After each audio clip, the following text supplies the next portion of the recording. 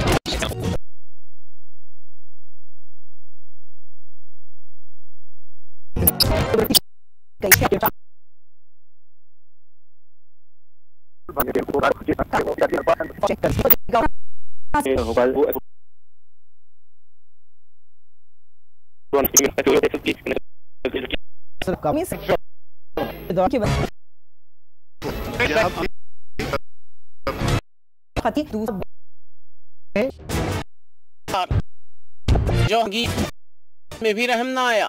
आज तो मेरा ख्याल है 2 दिन से लाइट नहीं है हमारे घर। इस जगह में 2 दिन से लाइट नहीं, 2 घंटे के लिए आई थी और फिर चली जाती है। ना पानी है ना कुछ और सहूलत है। हमें लाइट का बिल्कुल है नहीं, बड़ा मसला है हमारे लिए, जीना भी आसान हो गया है। घर में बिजली नहीं, बाहर गर्मी, रात जाग कर सुबह दफ्तर जाने वाले भी दुहाइयां देते रहे।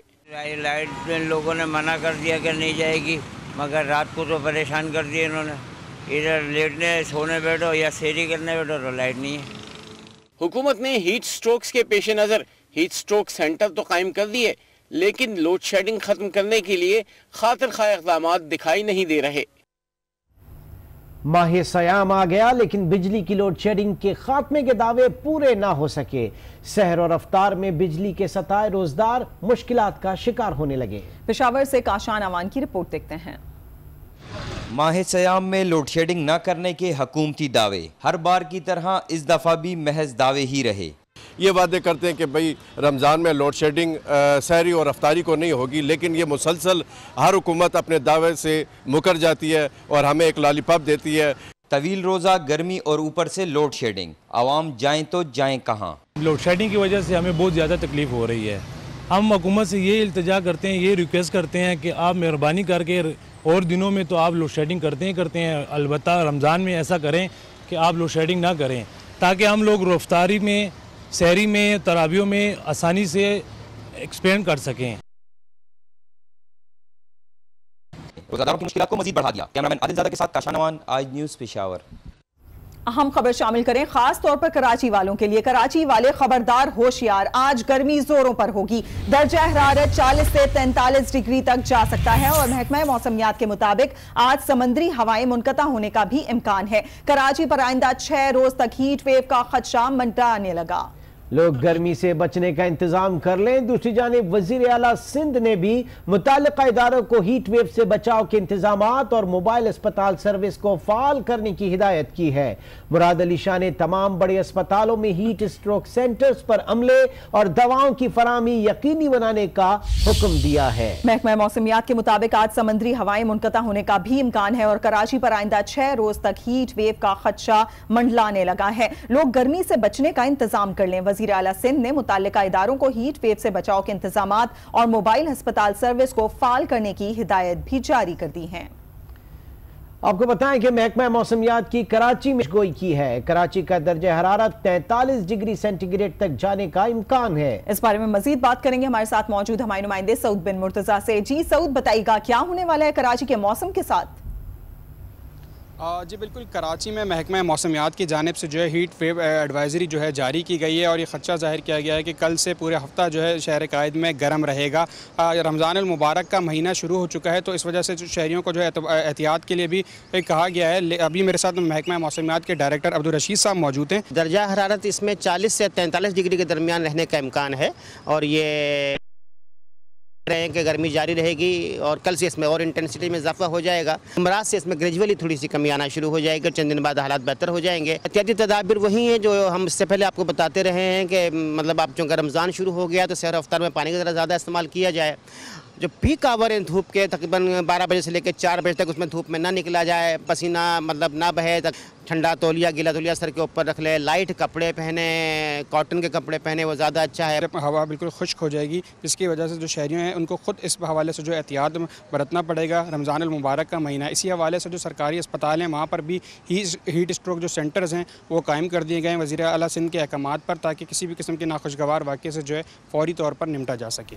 जी आगे बढ़ते हैं, एक और अहम खबर शामिल करें। वज़ीर आज़म शाहिद खाकान अब्बासी और अपोजिशन लीडर खुर्शीद शाह के दरमियान वज़ीर आज़म के चैम्बर में मुलाकात शुरू हो गई है। मुलाकात में निगरां वज़ीर आज़म के नाम पर मुशावरत की जा रही है। इस अहम तरीन मुलाकात के हवाले से मज़ीद तफसीलात जानेंगे आज न्यूज़ के नुमाइंदे अली फुरकान से। अली फुरकान, अपडेट कीजिएगा। अली फुरकान, आप हमें सुन सकते हैं? हमारा राब्ता इस वक्त मुनक़ता हुआ अली फुरकान से। वज़ीर आज़म शाहिद खाकान अब्बासी और अपोजिशन लीडर खुर्शीद शाह के दरमियान वज़ीर आज़म के चैम्बर में इस वक्त मुलाकात जारी है और इस मुलाकात में निगरां वज़ीर आज़म के नाम पर मुशावरत की जाएगी। एक बार फिर हम राब्ता करेंगे, अली फुरकान हमारे कॉरेस्पॉन्डेंट हमें अपडेट करेंगे। वज़ीर आज़म शाहिद खाकान अब्बासी और अपोजिशन लीडर खुर्शीद शाह के दरमियान वज़ीर आज़म के चैम्बर में मुलाकात शुरू हो गई है। इंतहाई अहम मुलाकात, क्योंकि इस मुलाकात में निगरां वज़ीर आज़म के नाम पर मुशावरत की जाएगी और जो भी नाम फाइनल किया जाएगा उसका ऐलान अपोजिशन लीडर खुर्शीद शाह करेंगे। अहम खबर दे रहे हैं आपको, वज़ीर आज़म शाहिद खाकान अब्बासी और अपोजिशन लीडर खुर्शीद शाह के दरमियान वज़ीर आज़म के चैम्बर है अहम मुलाकात में निगरां वज़ीर आज़म के नाम पर मुशावरत की जा रही है। जी अली फुरकान, आप हमें सुन रहे हैं? आप हमें अपडेट कीजिएगा। जी बिल्कुल, मैं सुन पा रहा हूँ। और मुलाकात जो है वज़ीर आज़म और अपोजिशन के दरमियान, अपोजिशन लीडर के दरमियान पार्लियामेंट हाउस में हुई और मुलाकात जो है वो अभी खत्म हो चुकी है। खुर्शीद शाह और वज़ीर आज़म के दरमियान ये एक मुख्तसर मुलाकात हुई है। जाने से पहले खुर्शीद शाह ने कहा था कि आज की मुलाकात में कोशिश होगी कि किसी नाम के ऊपर इत्तफाक हो जाए और अपोजिशन की जानब से जो हतमी नाम है वो वज़ीर आज़म के सामने वो रखेंगे और अगर आज के दिन इत्तफाक ना हो सका किसी नाम के ऊपर तो फिर जो है वो कुछ रोज मजीद लग सकते हैं। आज चूंकि वज़ीर आज़म ने भी जो है वो मुल्क से बाहर जाना है, अपोजिशन लीडर भी आज शामबाद से जो है वो कराची के लिए रवाना हो रहे हैं, तो अगर आज हतमी तौर के ऊपर अभी कुछ देर में सामने आ जाएगा तो क्या ये बताइए, आपने कहा कि ये मुख्तसर मुलाकात हुई, जेस्चर क्या रहे इसमें, बॉडी लैंग्वेज क्या रही, क्या कयास किया जा सकता है कि मुत्तफिका नाम के ऊपर इत्तेफाक हो गया है? जी, जाने से पहले ये बात की थी खुर्शीद शाह ने हमसे, सहाफियों से, और ये कहा था कि वो हतमी नाम जो है वो आज रखेंगे सामने अपोजिशन की जानिब से और इम्कान है आज जो है वो इत्तफाक हो जाएगा, लेकिन अगर इत्तफाक नहीं होता तो कुछ रोज जो है वो मजीद लग सकते हैं, 2-4 रोज। अभी जो बाहर निकले हैं तो उस वक्त जो है वो सीधे ईवान के अंदर चले गए हैं। खुर्शीद शाह कौमी असम्बली के इजलास के लिए वहाँ जाते हुए उनसे बात हुई थी, वापसी के ऊपर वो जो है वो ईवान के अंदर जो है वो तशरीफ ले गए, जिसकी वजह से उनसे बातचीत नहीं हो सकी।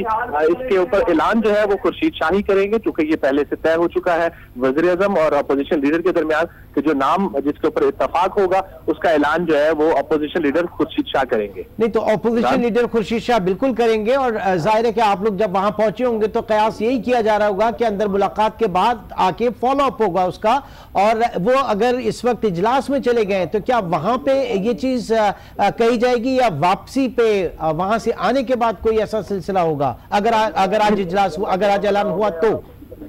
जी इमरान, हम ये इम्कान कर सकते हैं कि इत्तफाक नहीं हो पाया, इसलिए कि अगर इत्तफाक होता तो यकीनी तौर के ऊपर खुर्शीद शाह हमें जरूर बताते, जो कि वज़ीर आज़म के चैम्बर के बाहर ही खड़े थे। अली फुरकान, आपने बिल्कुल ठीक कहा, अगर कोई नाम फाइनल हो जाता तो उसके बाद फौरी तौर पर मीडिया को बता दिया जाता, लेकिन मुख्तसर मुलाकात रही, जो नाम शाह की जानिब से कहा गया वही नाम सामने रखेंगे और हम कोशिश करेंगे कि सामने से भी उस पर इत्तफाक कर लिया जाए। इस मुख्तसर मुलाकात के बाद खुर्शीद शाह यहां से मीटिंग के लिए रवाना हो गए। अली फुरकान, बहुत शुक्रिया आपका, मजीद अपडेट्स भी आपसे लेते रहेंगे।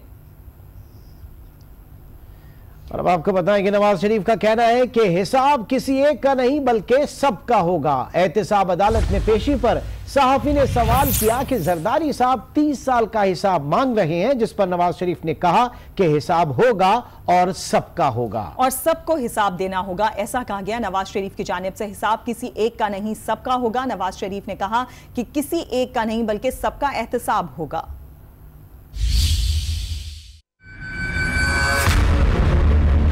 इतने पागल हो चुके हैं पावर में कि ये अपनी धरती से भी वफा करने के लिए तैयार नहीं है। आसिफ अली जरदारी के नवाज शरीफ पर तनकीदी वार। कहा नवाज शरीफ इस्टेब्लिशमेंट के कंधों पर सवार हैं, जरा अपने 30 सालों का हिसाब दें। 20 साल, 25 साल, 30 साल तो ये उसी इस्टेब्लिशमेंट का साथ रहे हैं। इतने पागल हो चुके हैं पावर में कि ये अपनी धरती से भी वफा करने के लिए तैयार नहीं। नवाज शरीफ की एहतसाब अदालत में पेशी पर सहाफ़ी ने आसिफ जरदारी के 30 साल के हिसाब का सवाल दोहराया। नवाज शरीफ ने मुख्तसर जवाब में कुछ भी नहीं कहा और सब कह भी गए।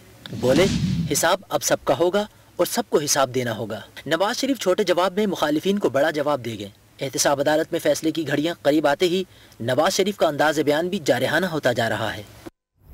एहतसाब अदालत में लंदन फ्लैट्स रेफरेंस की समाअत हुई, जिसमें वकील ख्वाजा हारिस ने अदालती सवालनामे पर एतराजात उठाए। हारिस की दरखास्त पर मुल्जिमान का बयान भी कलमबंद नहीं किया जा सका। बयान अब पीर को रिकॉर्ड किया जाएगा।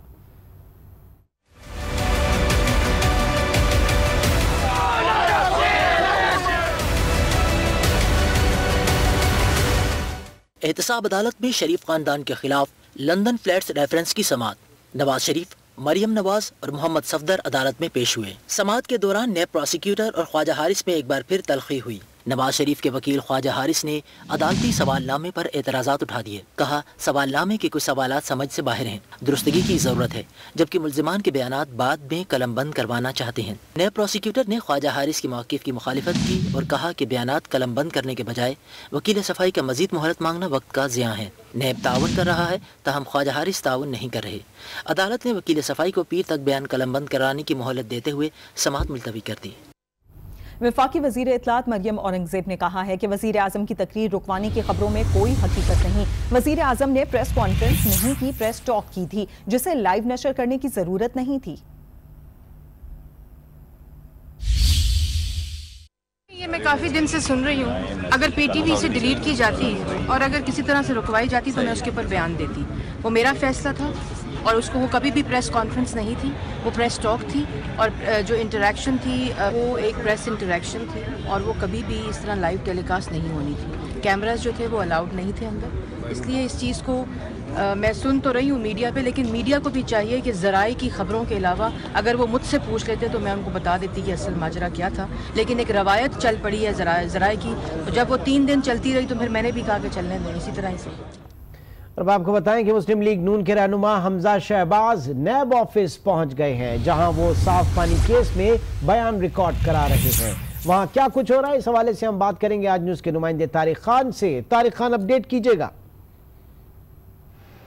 जी, आज को नैब अदालत ने ऑफिस में तहकीकात के लिए तलब किया गया था।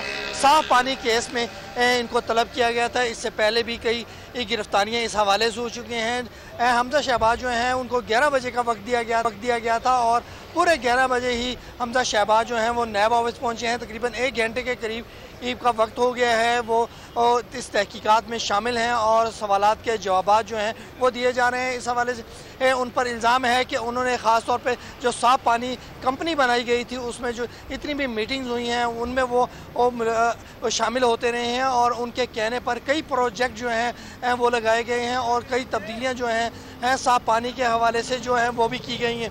इस हवाले से वो अपने आज जवाबात जो हैं दाखिल किए हैं। शहबाज शरीफ जो उनके वालिद हैं, सीएम पंजाब हैं, उनको भी 4 तारीख को इसी केस में जो है वो तलब किया गया है। तो इस वक्त तक अभी तक तकरीबन 1 घंटे से ज़्यादा का वक्त हो चुका है और हमजा शहबाज जो हैं वो नैब ऑफिस में मौजूद हैं और अपने उस साफ पानी के हवाले से जो तहकीकात हैं उनमें अपने जवाबात जो हैं रिकॉर्ड करवाए जा रहे हैं। जी, हमजा शहबाज इस वक्त नैब ऑफिस लाहौर में मौजूद हैं, जहां वो साफ पानी केस में बयान रिकॉर्ड करा रहे हैं। हमें अपडेट कर रहे थे तारिक खान, आपका बहुत शुक्रिया।